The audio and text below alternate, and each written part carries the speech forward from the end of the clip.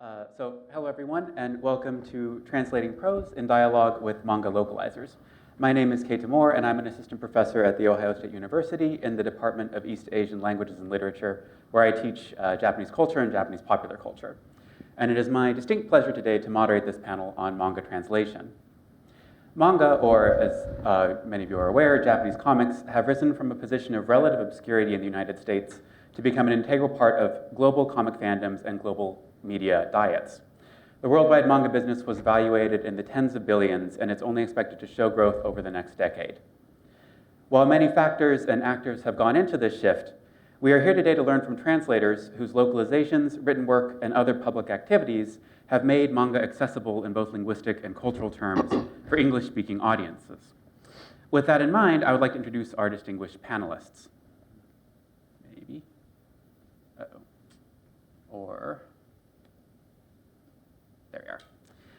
A 2024 inductee into the American Manga Awards Manga Publishing Hall of Fame, Frederick L. Schodt is a writer, translator, and interpreter. He has written numerous books on popular culture, technology, and history related to Japan, including the groundbreaking books Dreamland Japan, Writings on Modern Manga, and the Astro Boy essays Osamu Tezuka, Mighty Atom, and the Manga/Anime Revolution. He is known for his translations of manga by Osamu Tezuka, such as the 900-plus page The Osamu Tezuka Story, A Life in Manga and Anime, as well as manga by Masamune Shiro, Naoki Urasawa, Ryoko Ikeda, and Henry Yoshitaka Kiyama. Schodt's work has received multiple awards, including the prestigious Order of the Rising Sun, Gold Rays with Rosette in 2009, the Japan Foundation Award in 2017, and the Tom Spurgeon Award at CXC in 2022. His latest book is My Heart Sutra, A World in 260 Characters, from Stonebridge Press. Next, Ryan Holmberg is an independent art and comics historian, editor, and Japanese English translator.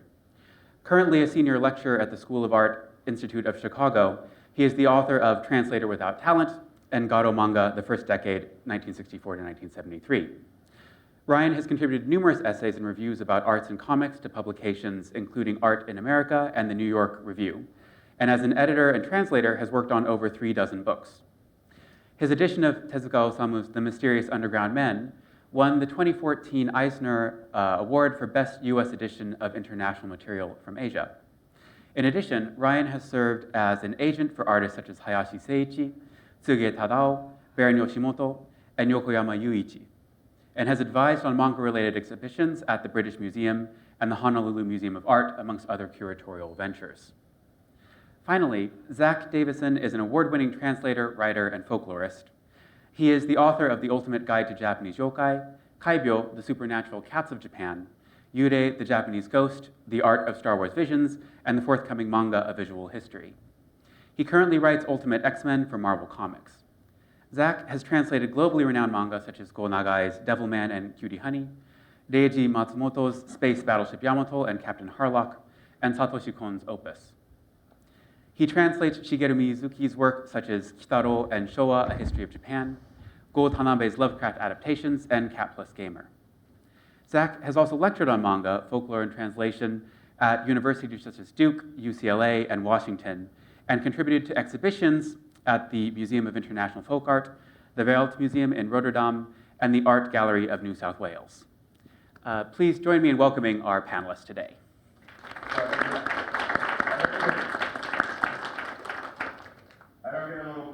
Come on now. Oh, yes, you do. There we are. We're covered up, though. Oh, yep. All right, well, we may have to minimize this a little bit. All right, there you go, Zach. You're now entirely in the PowerPoint. So without further ado, let's go ahead and jump into the first question. So what I'd like to ask about first is just some basic aspects about manga translation that you find challenging and some aspects that you find rewarding. And this can kind of be sort of free form. Whoever wants to speak first, please feel free to go ahead.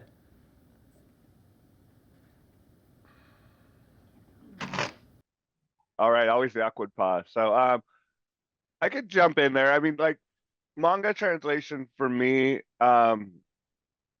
it's a very intuitive process. Like I always say that when I translate manga, I don't translate the words so much as I translate the emotions of what's on the page. Because what I'm doing my best is trying to sort of like recreate this feeling that readers have when they first read it in Japanese for the first time. And I want that experience for English readers to have it for the first time as well. What I love about it is like it's often like I was just doing translation last night. In my own mind, it's basically a conversation between me and the original author. Like that's who is in the room with me. And I try to read the book, feel whatever they were trying to do, and then do as much justice to the work as possible. And that is ultimately my sole customer, is whoever was the original author of the work. That is who I think of when I'm writing, which is also the most challenging part. I think the most challenging part is attempting to sort of recreate that voice, to find out that artist's unique voice and figure out how to recreate that in English. And some artists that I've been working for a long time, like Mizuki Shigeru, I can redo his voice in a heartbeat. I've been doing his work for so long that I can just instantly redo his voice. But when I have to do work with a new author, it's really challenging to try and find their voice, to find out what they sound like in English, and to figure out what that is going to work like. And that's always like the first volume of any series is always the most challenging, because I'm still hunting for that artist's voice and how they're going to sound in English. Kind of really trying to express loyalty to the tone of that voice and the kind of person behind it, right? Exactly, yeah. Okay. Well, Ryan or Fred? Maybe I'll, since Zach has kind of covered the actual translation side, I think the thing that what was the question again? Aspects I find challenging, rewarding. The vast majority of books that I'm involved.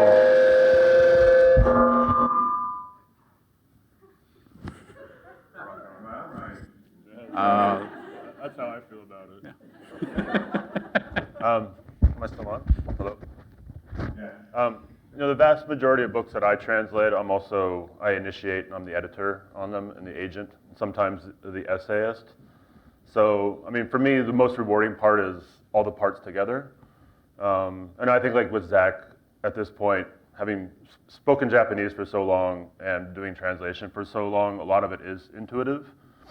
And I think with the translation side, I personally, at least the manga I translate, I don't find to be too particularly difficult on a linguistic level.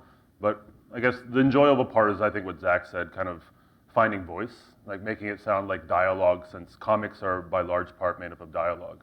So it's like enlivening that dialogue, and for me, it's also putting together the entire book.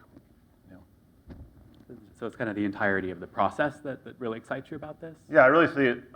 I'm always happy and also very relieved when it comes out as a book, just because until then you don't know if it's actually going to finish. But also, my involvement is basically from cover to cover. Fred?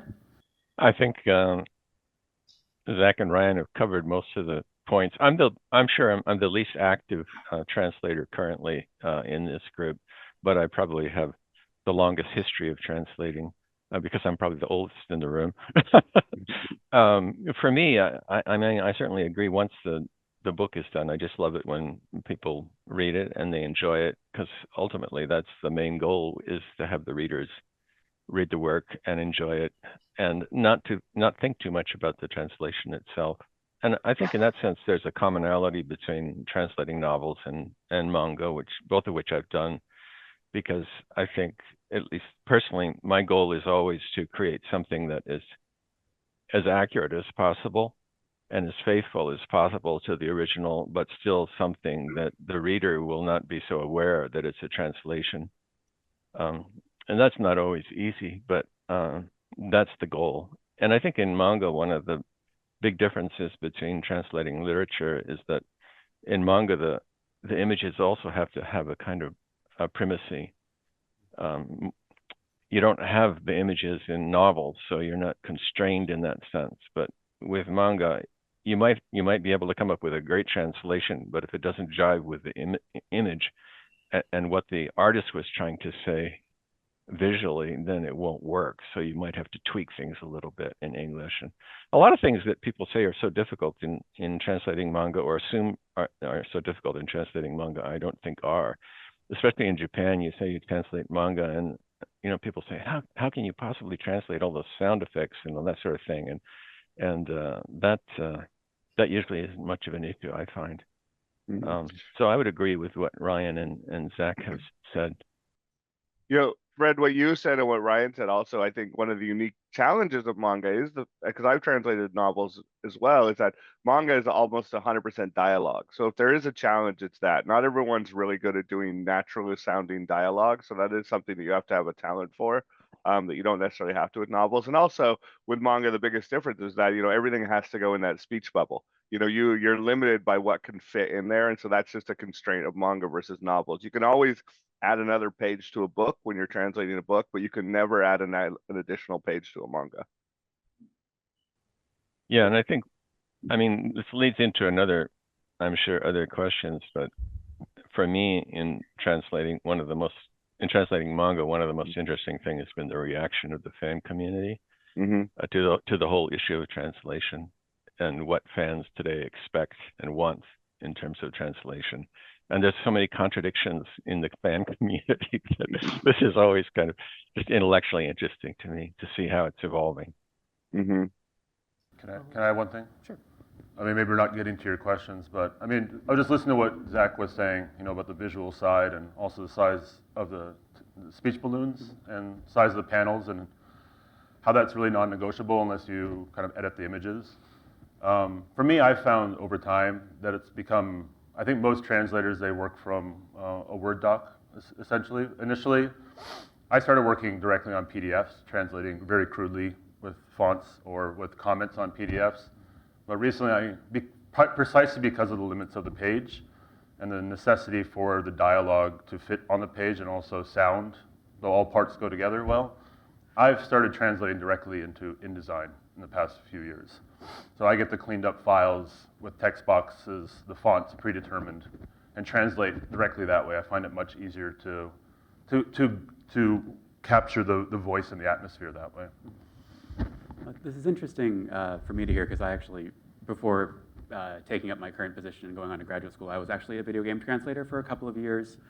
And one of the major benefits that we had is we had line checkers, so we could actually implement the text in the game to see how the dialogue was flowing, which is obviously a pretty significant challenge if you're working from a Word document or an Excel file. But Fred, I wanted to pick up on something that you kind of mentioned for the next question, which is, over the courses of your careers, I'm sure you've interacted with fan communities in a number of different ways, but do you see changes in overseas manga fandoms, and do these changes that you see affect how you approach translation?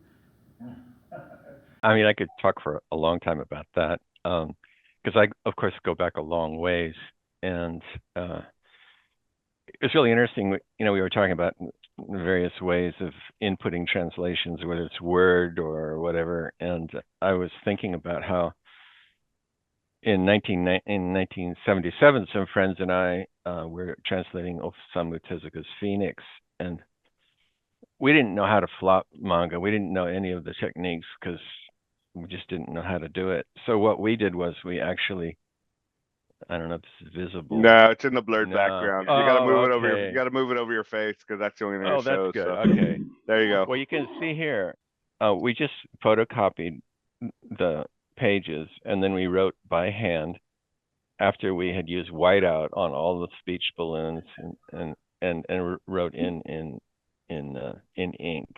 And this was so crude. And we actually had this book printed because it was so expensive to make photocopies in those days. But we did that because that's the only thing we knew how to do. We didn't know physically how to flop things yet, at least on an economic level. And that's kind of the way that manga have evolved now, but for over 15 years until around 2000 or even a little bit later, almost all manga in the United States and the Western world were flopped, so you could read them from left to right.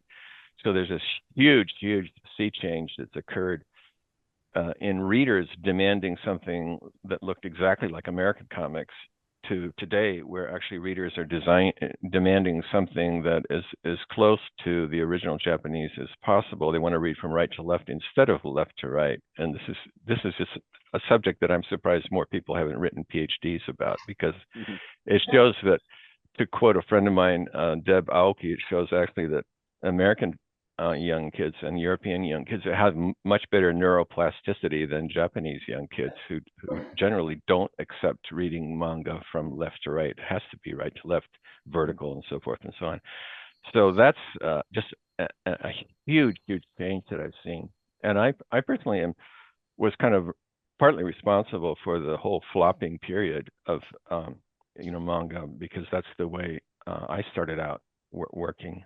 And I believe that well, not believed, I knew that no one would read manga in the Western world unless they were flopped. So for until from around 1980 all the way to 2000 or so, that's 20 years, almost all manga were flopped. I think the They had, last they book, had to be in the United sorry. States. I think the last translation project that I was asked to flop was Sugetado's Trash Market from B&Q, and I think that was 2015. I know, at least from Dark Horse, Blade of the Immortal was their final unflopped manga, because Carl Horn often talks about that. You know, one thing in addition to being flopped, Fred, that I've talked with some editors about, because if you look at those old comics, not only are they flopped and presented as American comics, but also whoever is the translator or adapter's name is very prevalent on the cover. And I thought that was interesting. So I actually talked to an editor from the time, and they said that basically they wanted to give readers a nice familiar Western name on the book as a more approachable way, because a scary Japanese name, it would have been too foreign. And so they gave them a nice, friendly Western name right there on the cover as a way of, like, allowing them an entry point into it. And then that changed to the point to where readers no longer wanted that intercessor of the translator, to where they would carefully bury the translator's name as hard as possible or not credit them at all, because that created this dissonant experience with readers where they wanted to feel like they were reading the authentic manga. And so they worked very hard to bury whoever was actually, like, they didn't want people to realize, oh, I'm reading this translator's words. They wanted to think they're reading the original words. So there was this huge switch from that time to probably like the Tokyo Pop era. And now we've switched a little bit more to where people are, I think, a little bit more comfortable understanding they're reading a work in translation. I don't know if translators got their names on the very early Oh, American style they comics. absolutely did. Maybe like, Gerard Jones, but I don't know. I mean, I'm looking here at some of the stuff I did, and my name was usually not on the cover.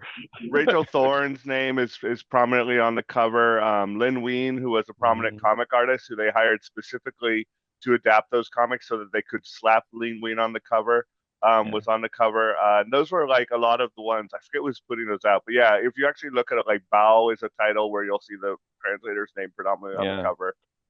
Not all of them, of course, but on quite a few of them. I'm surprised. Like Ghost in the Shell, I'm looking at it now. It doesn't have my name on the cover. There's tiny text. The Phoenix is not on the cover. But to your point, I think also the position of translators has really changed, because also translators in some ways have less status today. I mean, there's so many people working in translation, and translators are probably going to be completely eased out of the picture very soon. So, I have very strong opinions about that. I mean, I get, because I work directly with editors and artists on all the projects and have to get their approval. I've gotten some pushback from the Japanese side about translators' names being too prominent in English language products. Definitely not on the cover, probably not on the back cover, just on the title page, maybe. And their opinion is, because Japanese editors, they really suppress their name out of existence sometimes in the publication of a book. And I think likewise with translators, they think of translators as just a medium, not necessarily part of the artwork of making a localized product. But that said, I think, like, Zach, you might know this better, but I think when they translate, when French comics and when Marvel comics and DC get translated to Japanese, the translator's name's pretty prominent on the cover there. And that's true of novels too. Like, if you look at novels, the translator's name is, like, I've looked at a few novels in Japan where they'll have the translator's name predominantly on the cover, which was used a lot of times in these discussions to sort of like, because that's one of the things I've been fighting for my whole career, is trying to get translators a little more prominent, get people to recognize that we're part of the artistic process. One of my favorite things that I achieved in my career was actually getting translators' names listed on the Eisner Awards, because they never were listed on the Eisner Awards before. And I fought with Jackie Estrada there for many, many years. And part of the way I won that battle was even just showing them, was like, look, if you look at a translated novel in Japan, there's a translator's name right there on the cover. Like, why not do that with manga? Why not admit the people that are working on the comic that we're here? Well, another interesting aspect of translator recognition is that in the very early days, there was often a co-translator listed, which wasn't a translator. The It was adapter, usually yeah. a stylist or an editor, you might say. In the book world, it would be called an editor. Yeah. This would I kind of be correct in hearing that there's sort of a tension between the invisibility of the translator and some of the ways that cultural authenticity is expected of the fans increasingly, or? I think, I don't know. Fans is a weird thing. 'Cause like, I personally, and this is going to sound terrible, but I personally don't really care about the fans when I'm doing translation. Like, I don't think of fandom and how this is going to hit with fandom. Like I said, the person I worry the most about is the original artist. Am I doing justification of their work?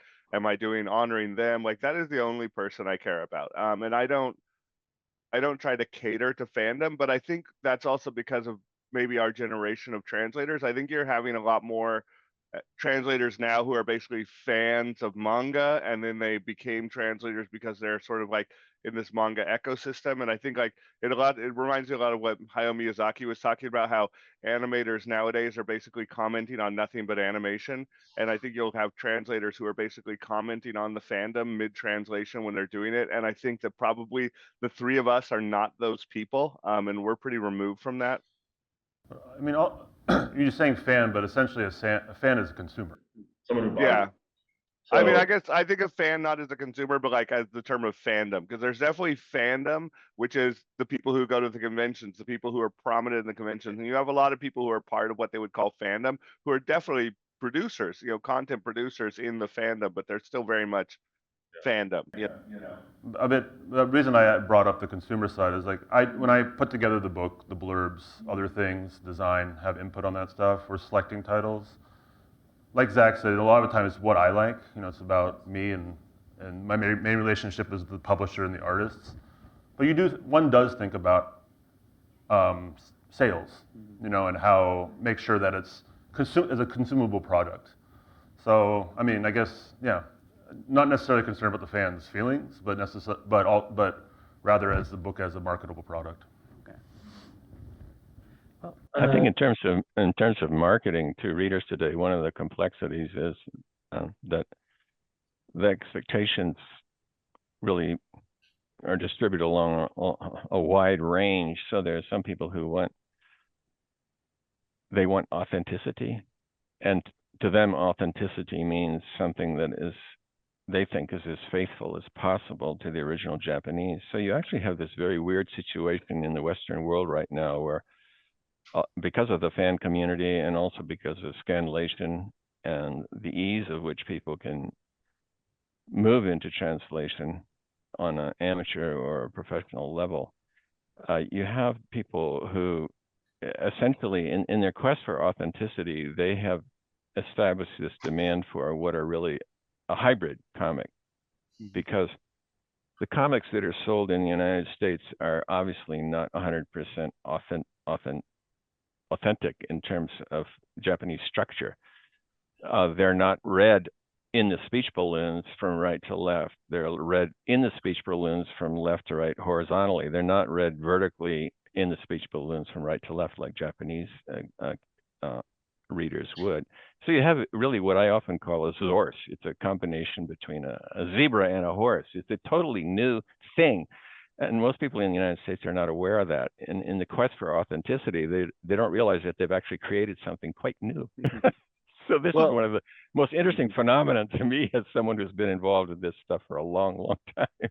And to your point of the Zorse also, I think there's definitely, and I mean, I know there's a certain aspect of fandom, and this is going on. I would differentiate between fans and consumers, Ryan, because I think there's people like, like a lot of the works I do for D&Q, those are not being bought by fandom. Those are being bought by people who have a genuine interest in reading the product versus people who are cosplaying and showing up. Like, that's more of like a fandom thing. And I think that there's definitely an aspect of that fandom who wants to read this hybrid that Fred's talking about because it makes them feel like they're reading Japanese. Like it makes them feel like they have some sort of specialized secret knowledge. And so they want to keep in all of the honorifics. They want to keep in, all the senpais, all the kuns, all that stuff. Because then when they're reading it, they get to feel like they actually have this elevated level of knowledge that maybe normal readers don't, which is something that I'm fairly loudly opposed to because I feel like even though I know that there's a certain level of fandom who really wants this, like they crave this idea that they are actually reading Japanese while reading English. But like I never do that with my translations. I never put in, if unless they're incredibly relevant to the series, I will remove the honorifics all the time. I will take out a lot of those aspects of it because as Carl Horn has once said, I agree with him very much. He's like, when a Japanese reader is reading a manga, they're not sitting there going like, "Wow, this is so Japanese. Oh my gosh, how Japanese this book is. I feel so Japanese reading this book." I mean, they don't have that feeling, and so nor should a person reading that in English. They shouldn't be reading this work going like, "Wow, it's so Japanese. Oh my gosh, senpai," all this stuff. So, but there is a level of fandom who crave that, who want to ride the Zorse, as Frederick put it.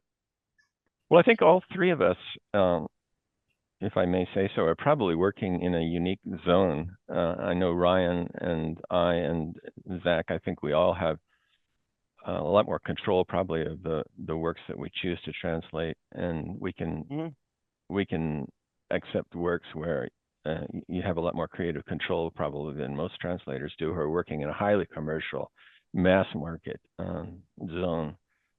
But it's just an amazing phenomenon to me. I'm just amazed that there haven't been more PhDs written about this subject. Yeah. It's Well, it's so bizarre and it's so interesting. and that's another great point, Fred, because obviously the three of us are sort of like in a unique position maybe in the translation industry. I did at one point in my career just sort of work for a major company doing whatever they slapped in front of me, and I realized that I hated it very much, very quickly, and that wasn't the kind of work I was happy doing.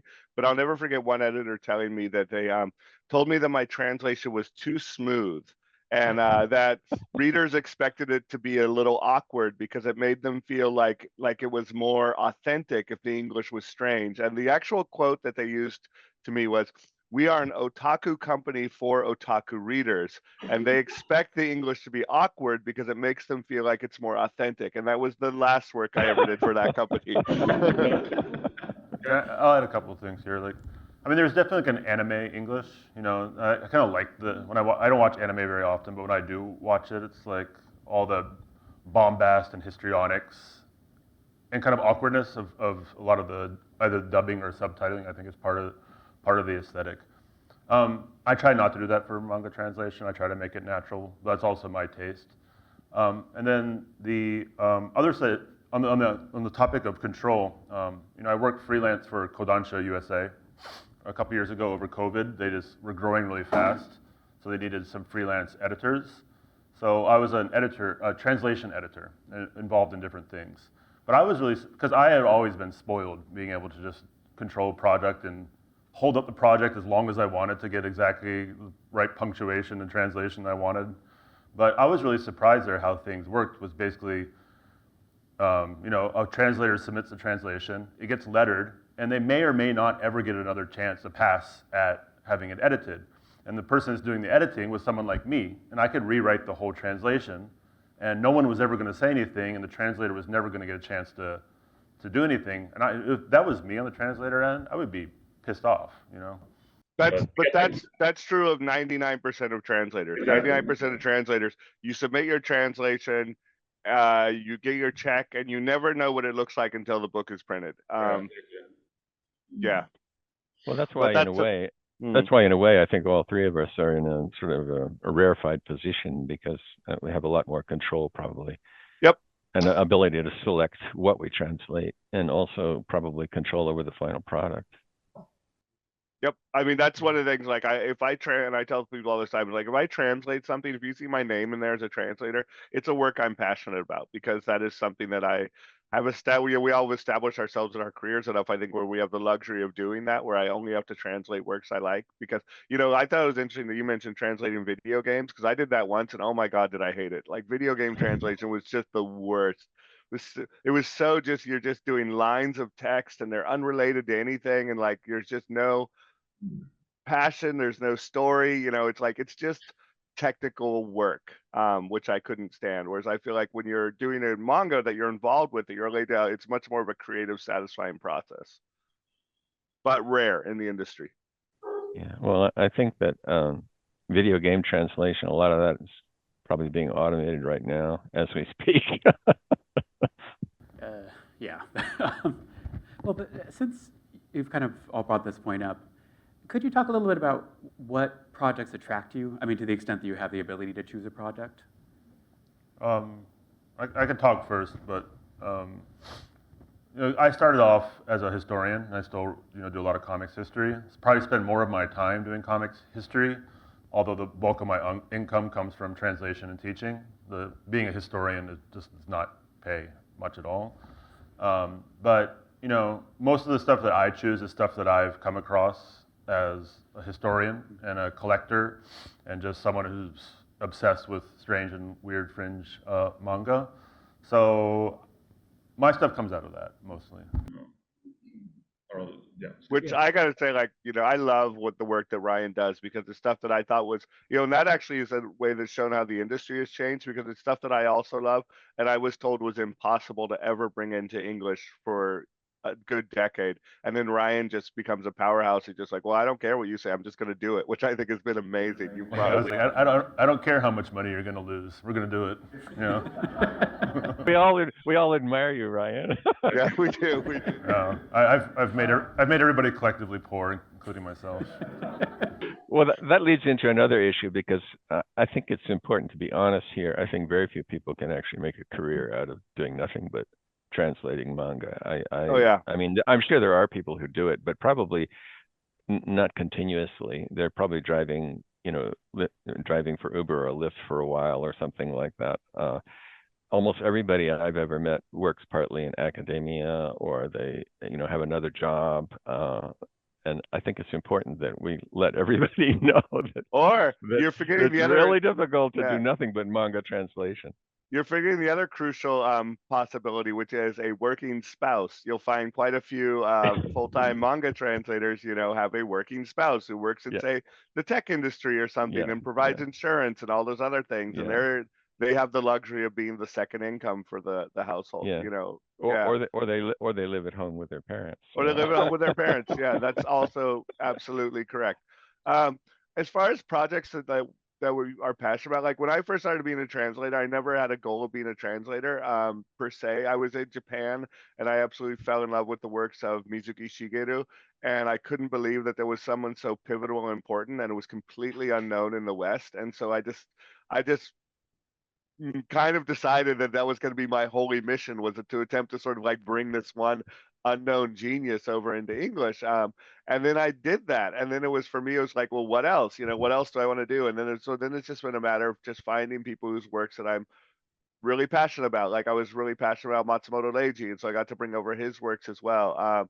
And then finding new people like Go Tanabe, who when I found his works, I was just absolutely blown out of the water. And I'm like, okay, this is another person that I can love and really feel solid about his work. So that's a lot of it for me, is just like finding, and I have good editors who know me now. Like Carl Horn knows me, Philip Simone knows me, and so they'll know when they have a Zach Davisson project to sort of bring to me. As opposed to my work with Drawn and Quarterly, which is very different, because at Drawn and Quarterly, I am, like Ryan, the one actually bringing projects to them, as opposed to the other way around. Okay. Fred, how about you? When do you kind of get excited about a project? Well, I've been really lucky, so I don't think I've ever accepted a job that I didn't like the story and I didn't like what the artist and the creator had done. So that's probably true of all three of us at this point, but I think it's very difficult for people now if they're starting out as translators. But everything I've worked on I really enjoyed. and I love the works. That's been a through line, I think, for my whole career in translating manga. Well, and to go back to your point of making a living, if you want to make a living, you can't be picky. You're just going to translate whatever they put in front of you for the paycheck. And there's a lot of people I know who do that. Well, I think also rates for translation, because I've been in this business or in this field for so long, the rates have probably really, really dropped, plummeted, to say the least, for people who are working in a sort of mass market Well, publishing that industry. absolutely. And a lot of that came out from the fact that you had scanlators who were doing this for free for so long. And then so that meant that companies were able to offer them essentially nothing because they were getting nothing before.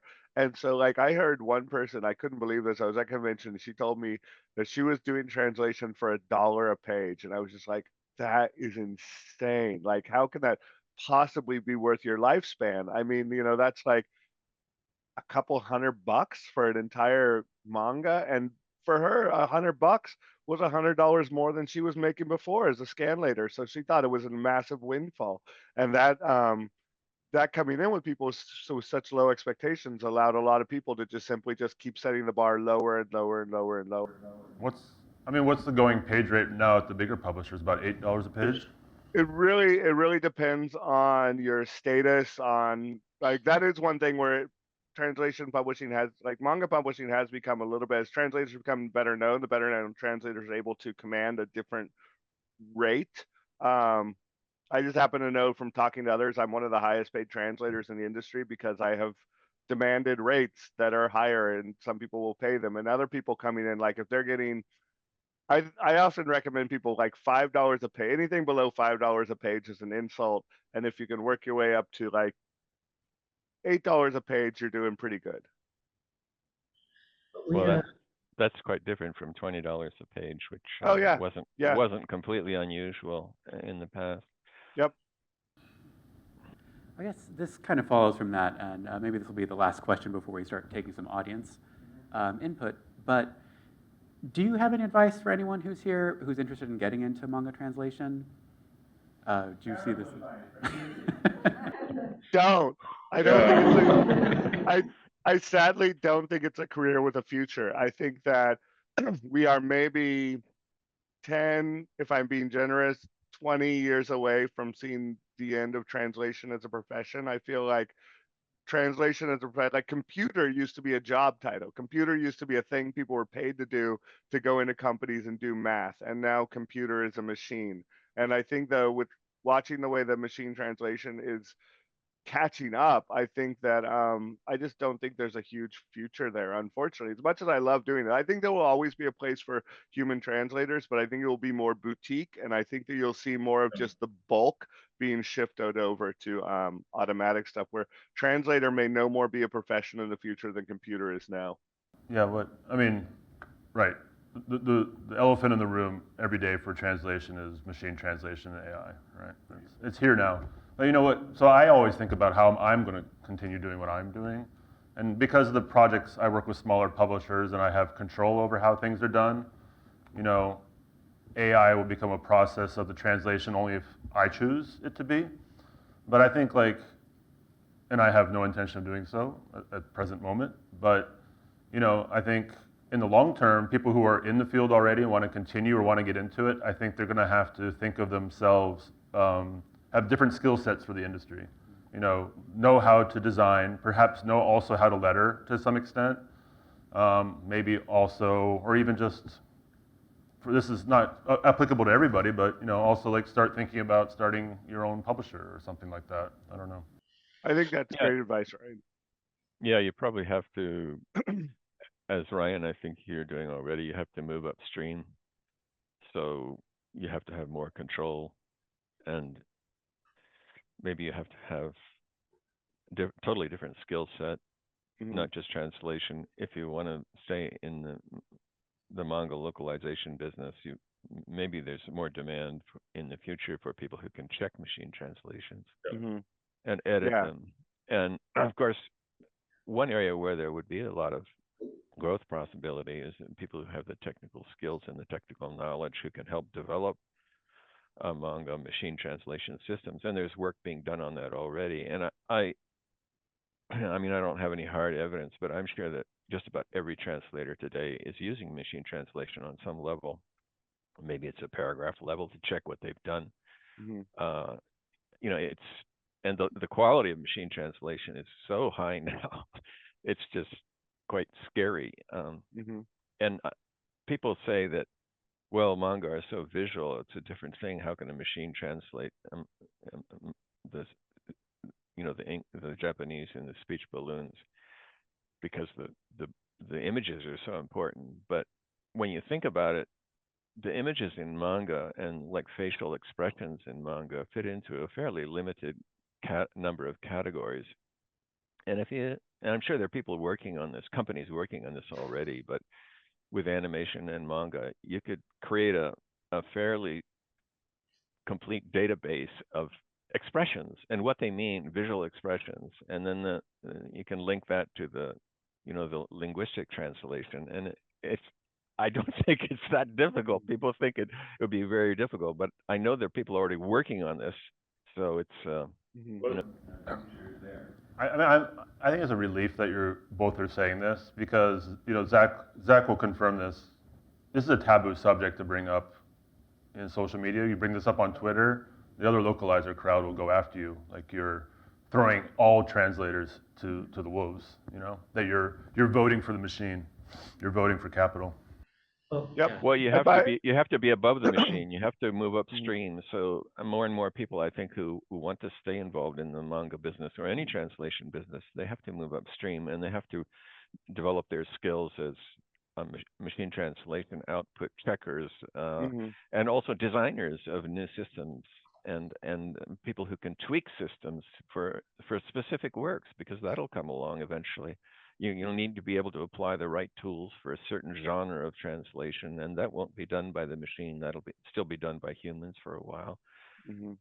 Well, thank you all so much for your answers to this question. I'm sure we could continue talking about this since this is obviously a fairly central issue. Well, I could go on forever and ever, but Yeah. But I did want to leave a little bit of time for audience questions. So why don't we go ahead and start with that?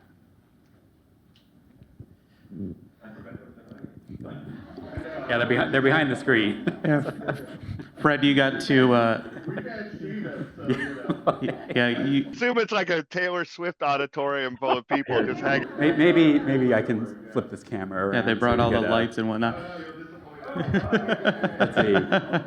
Yeah, it hasn't just been us. Yeah. Hey, Fred. So earlier you were talking about how there's the issue of fan expectations with translations, and then the sort of the way translators want to do a more, I don't want to use the word authentic, but the idea that you're trying to make a translation that works for English versus trying to appeal to making it feel Japanese. How do you feel in that regard when it comes to sound effects and the way they're visually represented?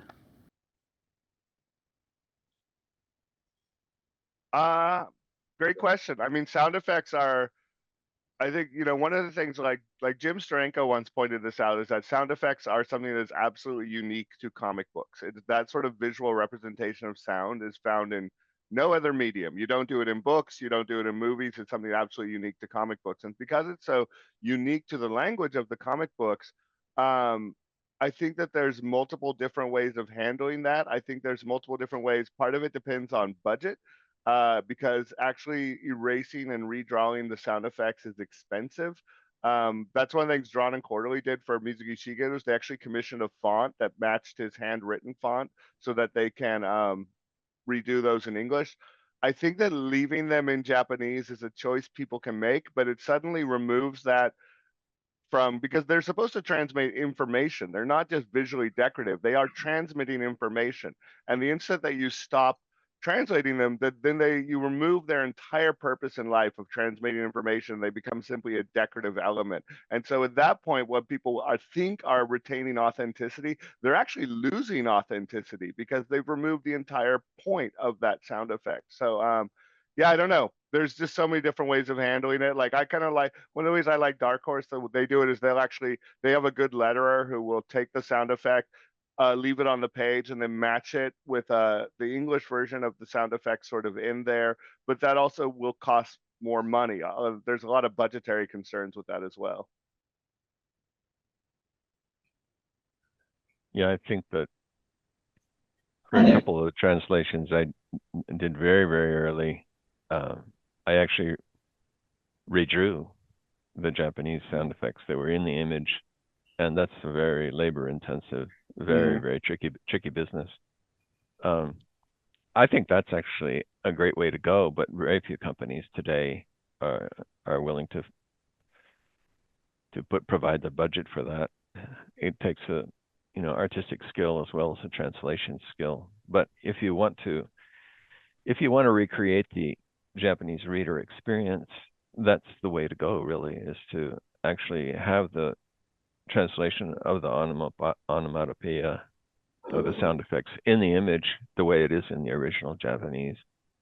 There's still some companies that do that, but it's expensive. So for mass market publications, there are more and more places now that they'll just put a little tiny text translation at the bottom of the panel or the bottom of the page, which really loses something, I think. Yeah, I hate but that. Our artists in Japan don't like anybody to touch their image, so that's a whole other issue. Understandably. I think we have another question. Yeah. Would you guys ever recommend basically pitching a series that you wanted to translate to a publisher? Is that something that would be practical to do? Would that be kind of taboo? I do it. Zach, you'd probably do it. I do it constantly. I am always, and I will pitch it not only to one publisher. Like I have one series now that I desperately want to translate that I think I pitched to 4 publishers now. Like I am a huge advocate of pitching stuff, just with the understanding that it probably won't get accepted. Because the stuff that I like isn't marketable. I mean, that's the problem. The stuff that I really love is the stuff that isn't going to sell to a lot of manga readers. I remember one of my favorite series I pitched at Dark Horse, Carl Horn looked at me and said, Zach, if we published that, we would sell exactly 2 copies, and one of them would be to you. So, yeah, pitch away. But just understand that it's a business and they are looking at what will sell rather than what is amazing a lot of the time. Unless you're Ryan Holmberg, in which case, hey, publish everything, which is, once again, so cool. Yeah, but series are an issue because it's a long-term commitment, and there's distinct drop in sales after volume 1. So you have to have something to sustain the series. And a lot of them have the backing of anime series. But if you don't have that, you're kind of in trouble. Sort of exceptional situations you can do, which something I've done a couple times, which is that you basically make a deal with a publisher and you translate for royalties. So just did that. Recently. You can basically work for free if you're unlucky. Yep. You're betting on the book. You're saying, I have so much faith in this book, I will take no money and I will take royalties on it. I literally just signed a contract like that. So I think we have time for maybe one last question. Hello. So whenever I read manga, I notice that sometimes for certain series, when something is said, usually at the end of the manga, there's translation notes that further explain the cultural context of the phrase or joke or whatever. However, I also notice that in some translations of mangas, they actually change up the thing entirely so that when the Western audience reads it, it'd make more sense in their context. So do you guys have a preference on how to approach that? Would you prefer to change it up so that the Western audience can get it, or? I personally find that in most cases, for stuff like that, doing something with the translation that kind of hints at what it is, if it's not a familiar thing, is enough. And then if you need a little bit more, you add a little gutter note, a note in the gutter saying, whatever, samurai from the 16th century or something like that. And it seems to suffice enough to keep the story going, at least in my experiences. So you've hit on one of my most controversial topics that a lot of people on the internet hate me for, but I feel like if I have to use a translator note, I have failed as a translator. I find it's a crutch that you can sort of use to get out of actually doing, like, everything should be in the story. Like when the original author was writing the story, they weren't creating an annotated edition. They didn't want to have you stop every few terms to go back in the back and, like, you know, check out what an umeboshi is or something like that. You know, that entirely disrupts the intention of the author. So I absolutely never use translator notes. I think, but what I will do, and I don't mind doing it all, is I don't mind adding stuff in that wasn't there in the original as a sort of explanatory note. You know, like if I have to be like, oh, let's all go out for, and I don't even care. Like, I don't think readers need to have everything explained to them. Also, I read one translator's note that drove me absolutely batty because a guy went up to a bar and ordered a whiskey water, a mizuwari, which is a pretty, like, normal drink in Japan. The translator's note literally said a whiskey water is a whiskey with water in it, and that was a translator's note. It's like, it's just bonkers. Like, I think it's okay for readers to not know stuff. I think the internet exists. I think they can look stuff up if they're really passionate about it. And I don't think you need to explain every single cultural touch point in the manga. I think it depends. I think it depends completely on the work and also the goal of the project. For example, I translated a comic book that was published in San Francisco in 1931. It was a manga by a Japanese immigrant called, known as the Four Immigrants manga. Even modern Japanese wouldn't be able to read it, frankly, without a great deal of difficulty. So the notes were really important because also it's a very important historical work. It's one of the first comic books or graphic novels created in the United States, and there's so many references that are completely alien to modern Americans and also modern Japanese. It's so local and so esoteric in a way that the notes were critical. In fact, the notes may be one of the strengths of the whole project in the book. Well, and in that case, you are writing an annotated edition, which I think is good, you know. Well, I'm sure we could continue talking about this at great length, but unfortunately we're out of time. If everyone could join me in thanking again our panelists. And I'd also like to quickly thank Cartoon Crossroads Columbus, my department at the University of Ohio. Thank you, Zach. Thank you, Asa. Thank you, everyone. As It was actually worth getting out the days before. All right. And thank you as well to the Ohio State Institute for Japanese Studies, and thank you all for coming. See ya.